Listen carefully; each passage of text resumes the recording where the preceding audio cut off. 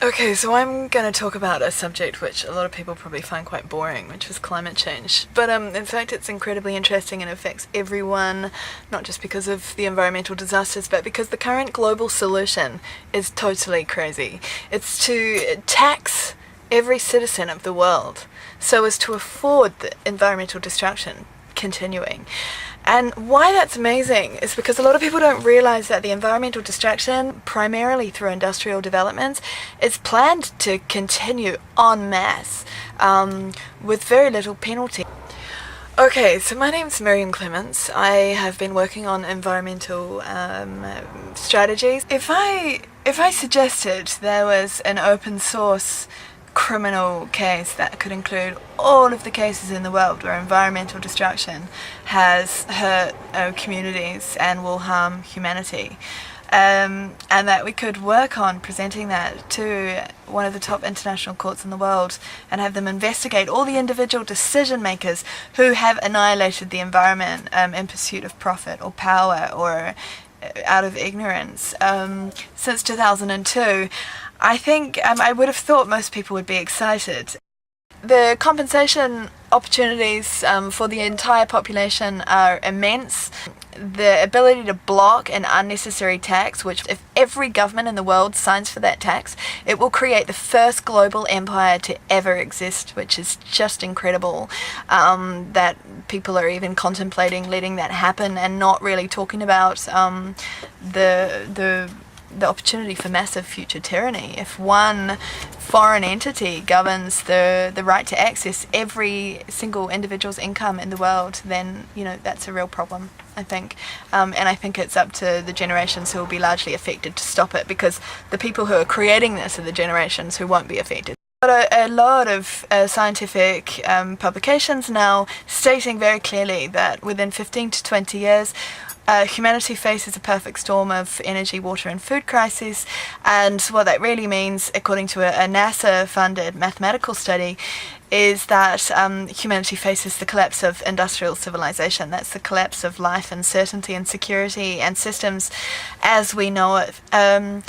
So that's within my lifetime and most likely your lifetime, and if you're watching this. So I feel it's essential that we do something about it. The key is that most people feel like it's too late to do anything, and what's the plan? So my search of all the international laws in the world that could possibly provide a solution turned up a really innovative legal context that can provide a solution.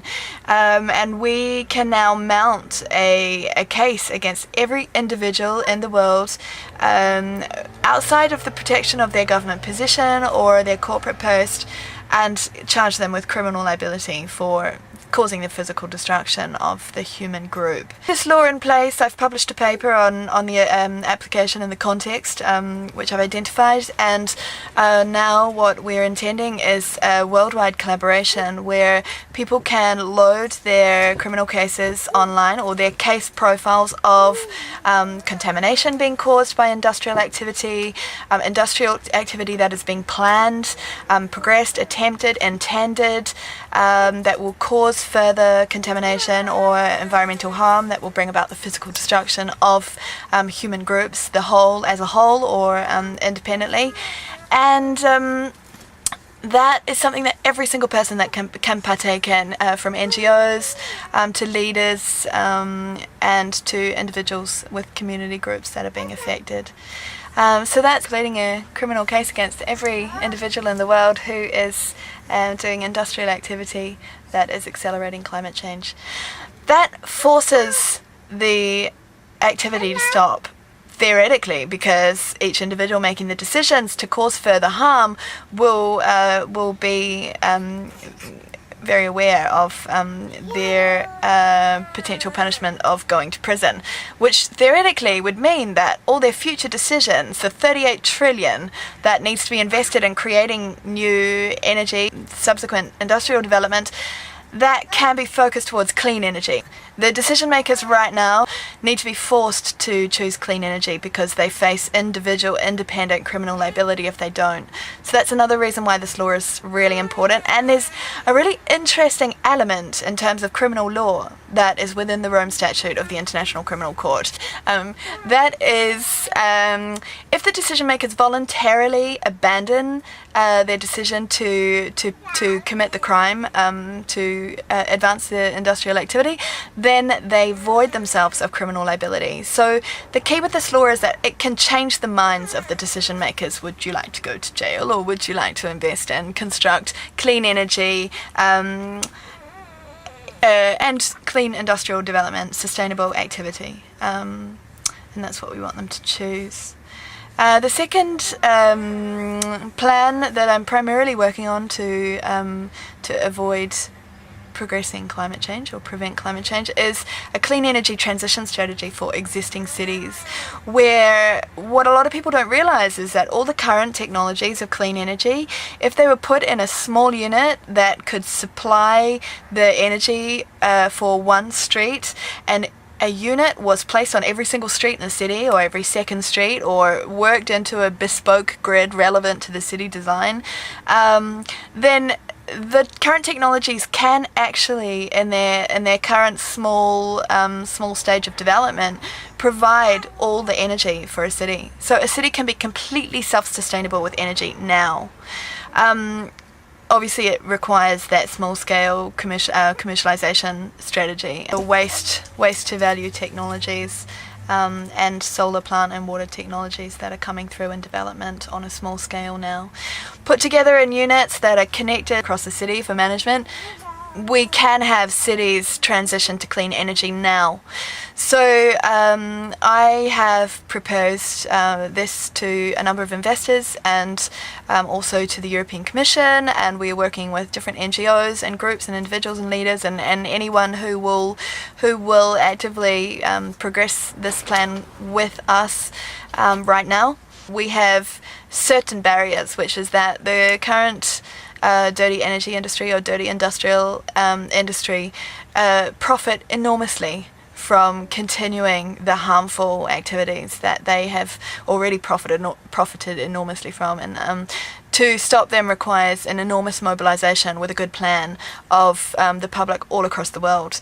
So the public's participation and support in charging those decision makers causing the harm with criminal liability is really important, and secondarily facilitating the transition of their cities to clean energy is really important, and those together would eliminate the industrial activity that's causing the harm and causing climate change, and preserve the planet for future generations. We treat our water and air like it's a garbage can, and we can do better, and we need to make that a priority. It's a job for everyone. This planet is something that we borrow when we're here to have our human experience, whatever that may be, and I think it's intended that we respect it and we pass it on in a quality functioning state. So I welcome your support. Your donations would be amazing. I'm trying to build a team to work with that can accelerate this, but obviously we have many external alliances that are all simultaneously working on this.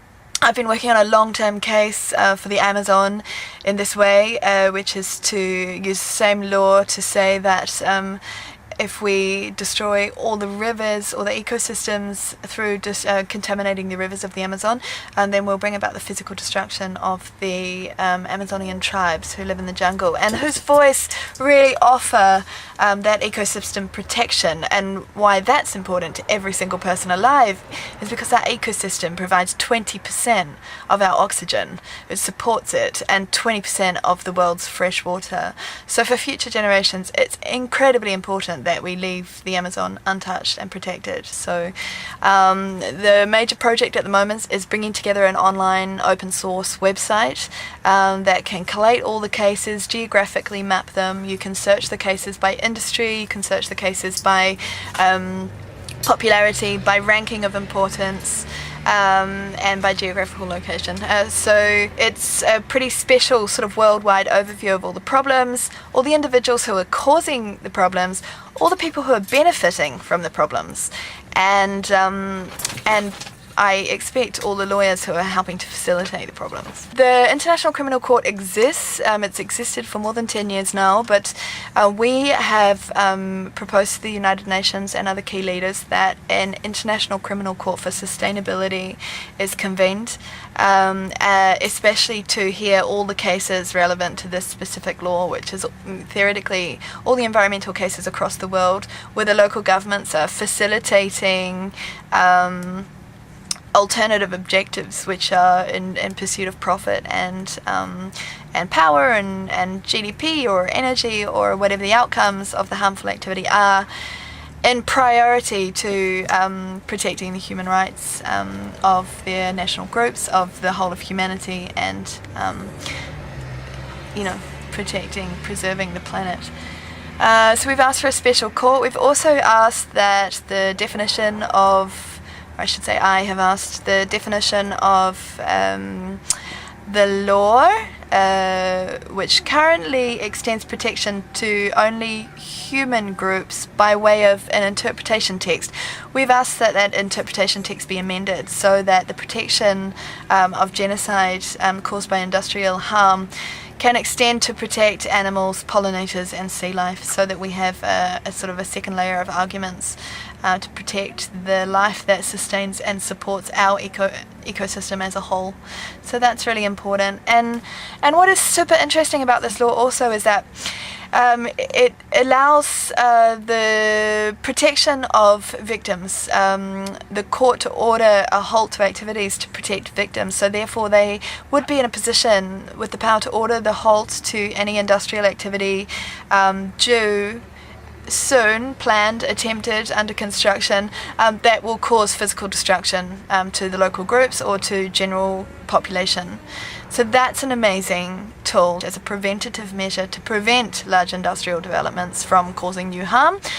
And the second element, which is really interesting, is that the court has a right to allocate reparations for the damage, and they have a right to access or order the forfeiture of assets that have been secured in the process of causing harm, any activity that's caused harm. So the profit that has then been allocated out to private citizens, if that can be recouped, then it also provides another argument that the climate change tax is not necessary. But more importantly, it can secure a huge amount of global wealth for redistribution, because much of the current global wealth was secured through industrial activity or the Industrial Revolution. Therefore, if that wealth is resecured, it can go to pay for the repair of the environment, the future protection of the environment, reparations to devastated communities, and I think really importantly towards healthcare, public healthcare, which can reduce taxes actually of every citizen if another pool of money is funding public healthcare. But because a lot of health issues are actually caused as a result of the contamination of the environment. Okay, so I'm asking for your support. I guess I work a little bit like an artist. The effort to do this work, and I have done for a long time. It's difficult to get people to put finance in when you are challenging individuals at high level of power, but this needs to happen, and I'm asking for your support.